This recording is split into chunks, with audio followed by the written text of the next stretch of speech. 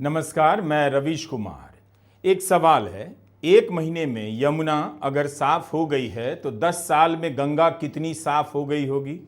मुख्यमंत्री रेखा गुप्ता कहती हैं पीने के लायक है, इसका दावा नहीं कर रही, लेकिन पूजा के लायक है। जिस पानी में सीवेज मिलता हो, सीवेज मिलने के कारण बैक्टीरिया की मात्रा बहुत ज़्यादा हो, क्या उसे आप पूजा के लायक मान सकते हैं। यह आईटीओ के पास का एक घाट है। घाट पर लोगों का आना शुरू हो चुका है। प्रधानमंत्री से लेकर मुख्यमंत्री का बड़ा सा पोस्टर स्वागत कर रहा है, लेकिन क्या इन्हीं साफ सुथरी कालीनों के किनारे एक बोर्ड नहीं लग सकता था कि आप जिस नदी के किनारे जा रहे हैं उसका पानी इंसानी इस्तेमाल के लायक है या नहीं। कुंभ से पहले दिसंबर 2024 में एनजीटी ने आदेश दिया कि डिस्प्ले बोर्ड पर बताना होगा कि गंगा के पानी की गुणवत्ता क्या है, प्रदूषण का स्तर क्या है।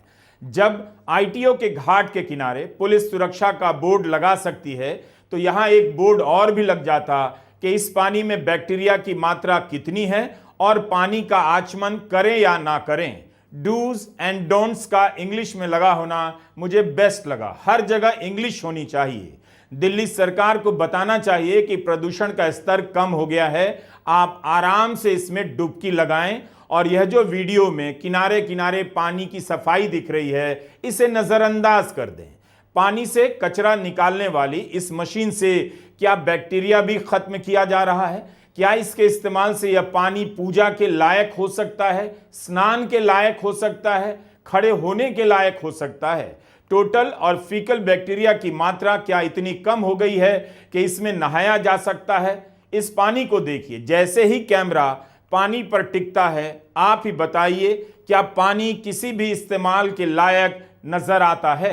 कुंभ के समय नेशनल ग्रीन ट्रिब्यूनल बोर्ड की एक बेंच ने कहा कि 50 करोड़ लोगों को सीवेज के पानी में नहाने दिया गया है। दिल्ली में लोगों को हवा में प्रदूषण से फर्क नहीं पड़ा, लेकिन बीमार तो पड़े ही होंगे। एयर प्यूरिफायर भी खरीदना पड़ा होगा। जब हवा नहीं साफ हो सकी तो क्या इस दावे पर यकीन कर लिया जाए कि यमुना साफ हो गई है और पूजा के लायक हो गई है। दिल्ली में 20 से अधिक घाट हैं जहां पर छठ मनाया जाता है। एक घाट को लेकर बहस हो रही है और उसमें भी इतने सारे सवाल जुड़ गए हैं जिसका जवाब साफ साफ नहीं दिया जा रहा है। यह टैंकर यमुना की तरफ से ही चला आ रहा है, घाट के किनारे पानी का छिड़काव करने गया होगा, लेकिन जैसे ही आप करीब से यमुना को देखते हैं पता चल जाता है पानी किस लायक है। यह दिल्ली नोएडा के बीच डीएनडी फ्लाईओवर के नीचे का एक घाट है। क्या इसका पानी इतना साफ हुआ है कि दिल्ली में पानी साफ होने को लेकर राजनीति हो रही है? पूजा में शुद्ध जल की जिस अवधारणा की महिमा है, क्या उसके हिसाब से यमुना का पानी पूजा के लायक है? इसलिए बात पीने के लायक को लेकर नहीं, बात है क्या यमुना का पानी नहाने लायक हो गया है, खड़ा रहने लायक हो गया है।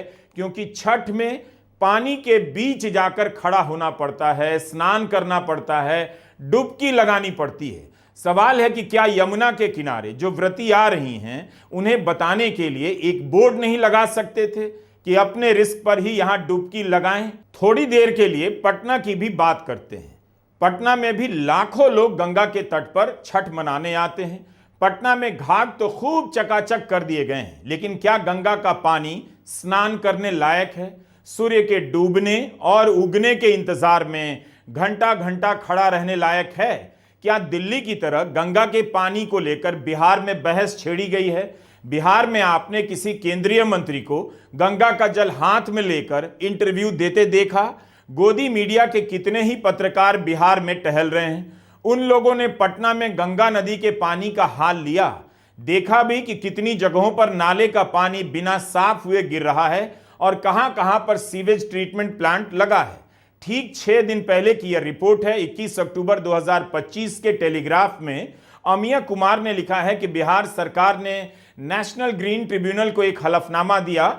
इसमें सरकार ने कहा 34 जगहों से गंगा का सैंपल लिया गया, इसमें सुरक्षित सीमा से बहुत ही ज्यादा कुल और फीकल कॉलीफॉर्म बैक्टीरिया है। जब भी ऐसा होता है पानी नहाने या किसी भी इस्तेमाल के लायक नहीं रह जाता। क्या 7 दिनों में पटना में गंगा का पानी बैक्टीरिया मुक्त या स्नान या किसी भी इंसानी इस्तेमाल के लायक हुआ होगा? 2014 से नमामि गंगे प्रोजेक्ट शुरू हुआ। 10 साल में क्या गंगा साफ हो पाई, स्नान करने के लायक हो पाई? इसलिए हम यमुना की बहस में गंगा को ला रहे हैं, क्योंकि छठ केवल यमुना के किनारे नहीं मनाया जाता है। बहस के केंद्र में दिल्ली का यह घाट है, वासुदेव घाट। अब आप इसे ठीक से देखिए, मेन नदी और इस तालाब के बीच बांध जैसा बना हुआ है, यानी इसे अलग से बनाया गया होगा और इसमें पानी डाला गया होगा। यह इतना बड़ा घाट नहीं कि दिल्ली में छठ मनाने वाले सभी लोग यहां खड़े हो सके। जाहिर है कुछ लोगों के लिए इंतजाम किया गया है, पर क्या यह किसी को साफ साफ नहीं दिख रहा कि पानी अलग से रोका गया है?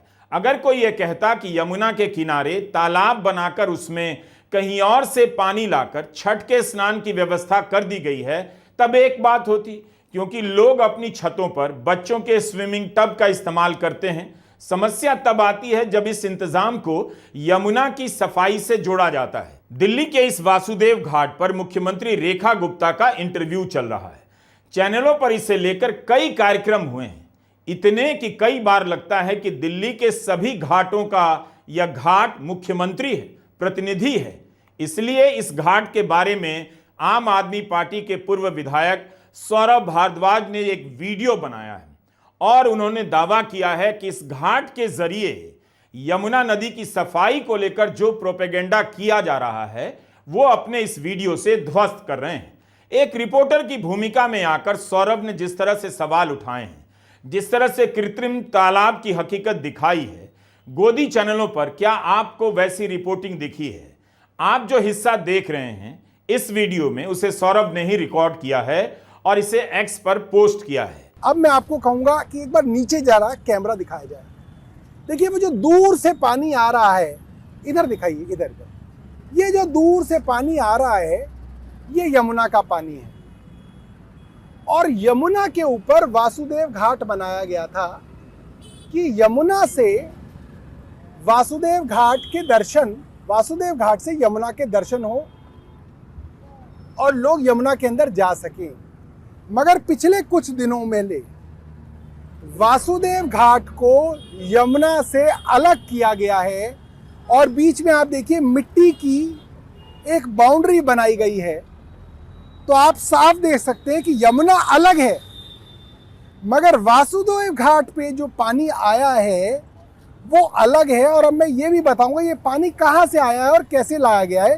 दूर जूम करके दिखाइए वो हरे रंग की पानी की पाइपलाइन। ये पानी की पाइपलाइन सोनिया विहार से गंगा का साफ फिल्टर्ड पानी लेके आ रही है, यानी कि वो पानी जो गंगा से आती है उस पानी को सोनिया विहार में फिल्टर किया जाता है और पीने लायक बनाया जाता है। उस पीने लायक पानी से एक मोटी पाइपलाइन काट के चोरी छुपे यहां वासुदेव घाट में जोड़ी गई है और एक अलग से छोटा आर्टिफिशियल और नकली घाट बनाया गया है जिसके अंदर पानी यमुना का नहीं है दोस्तों, ये पानी गंगा का पानी है और फिल्टर्ड पानी है। और ये भारतीय जनता पार्टी की सरकार की चोरी है, इनका फर्जीवाड़ा है कि ये गरीब पूर्वांचली को तो कह रहे हैं भैया हमने यमुना साफ कर दी, इसी में डुबकी लगाओ। इस बात को लेकर बीजेपी अध्यक्ष, प्रदेश अध्यक्ष वीरेंद्र सचदेवा ने प्रेस कॉन्फ्रेंस की। उन्होंने सौरभ भारद्वाज के लगाए आरोपों का साफ साफ जवाब नहीं दिया। सौरभ के सवाल सिंपल हैं, क्या वासुदेव घाट को प्रधानमंत्री मोदी के स्नान के लिए बनाया गया है, उनके लिए या किसी और के लिए बनाया गया है और उसमें गंगा का साफ पानी लाकर डाला गया है? इसका जवाब देना चाहिए। क्या सोनिया विहार के प्लांट से पानी लाने के लिए यह पाइपलाइन लगाई गई है? यह जो पाइपलाइन देख रहे हैं इसे सौरभ भारद्वाज ने अपने कैमरे से रिकॉर्ड किया है और आरोप लगाया है कि इसी से पानी वासुदेव घाट लाया गया। लेकिन वासुदेव घाट के किनारे जो यमुना बह रही है उसका पानी साफ नहीं हुआ।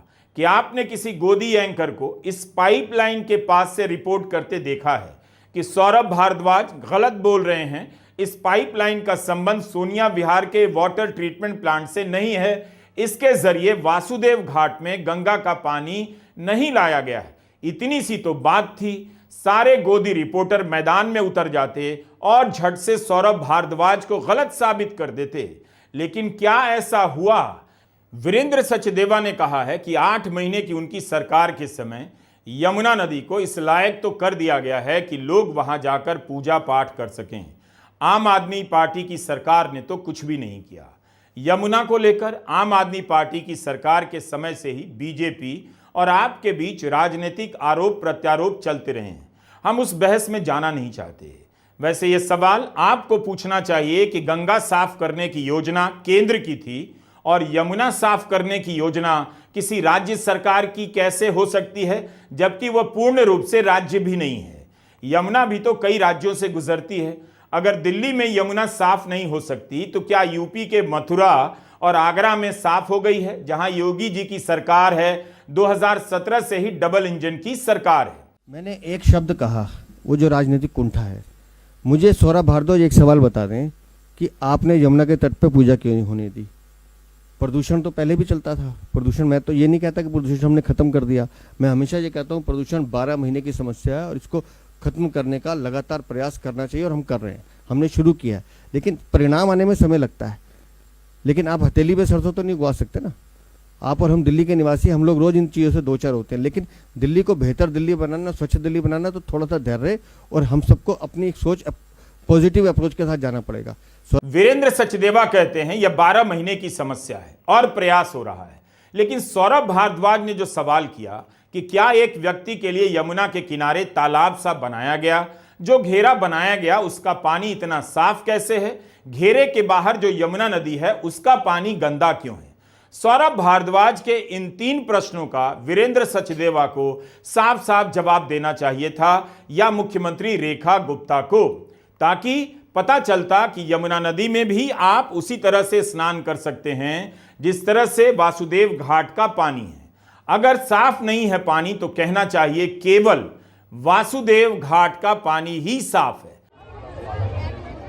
आपको याद होगा 2016 में श्री श्री रविशंकर ने यमुना के बाढ़ क्षेत्र में वर्ल्ड कल्चर फेस्टिवल किया था।